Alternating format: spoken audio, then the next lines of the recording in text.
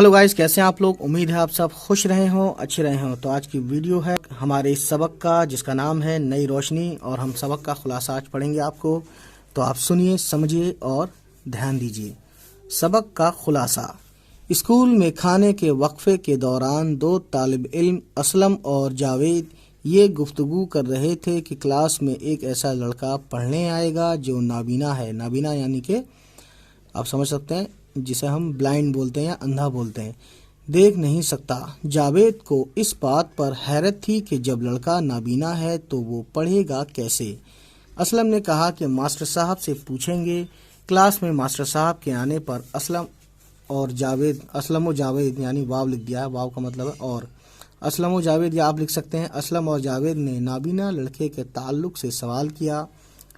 Master साहब ने बताया वो लड़का महमूद है और वो नाबीना लोगों के लिए ख़ास तहरीर ब्रेल के ज़रिए पढ़ेगा। मास्टर साहब ने ब्रेल की वजाहत करते हुए कहा कि एक ख़ास आले की मदद से मोटे कागज़ पर हरूफ को उभारा जाता है, जिन्हें थोड़ी तरबियत के बाद उंगली छू कर पढ़ सकते हैं। तरबियत यानी कि ट्रेनिंग। ब्रेल में 6 नुक्ते होते हैं जिनको कई तरह से मिलाकर हरूफ उभारे जाते हैं। दुनिया की कोई भी ज़बान इस तहरीर में पढ़ी जा सकती है। फ्रांस में एक शख्स लोई ब्रेल ने यह तरीक़ा ईजाद किया था।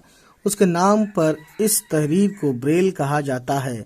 ब्रेल पेरिस के करीब कूप ब्रेल नाम के एक कस्बे में जनवरी 1809 को पैदा हुआ था।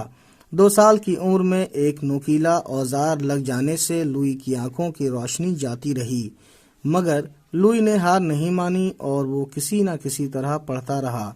20 साल सख्त मेहनत करने के बाद उसने नाबीना लोगों के पढ़ने के लिए ये तरीक़ा ईजाद कर लिया।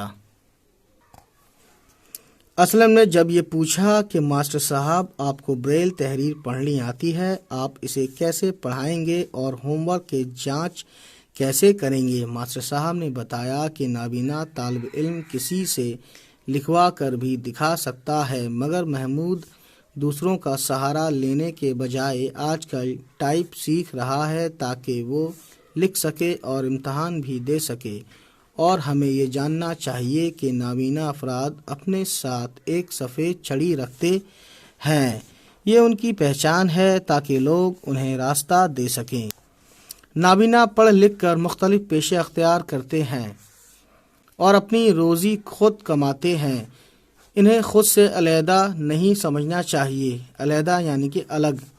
जावेद के पूछने पर मास्टर साहब ने बताया कि नाबीना अफराद को पढ़ाने के लिए उनके अपने स्कूल होते हैं, जहां उनके रहने का भी बंदोबस्त होता है। इन्हें पढ़ने के साथ साथ खेल कूद और रोज़गार के लिए काम भी सिखाए जाते हैं।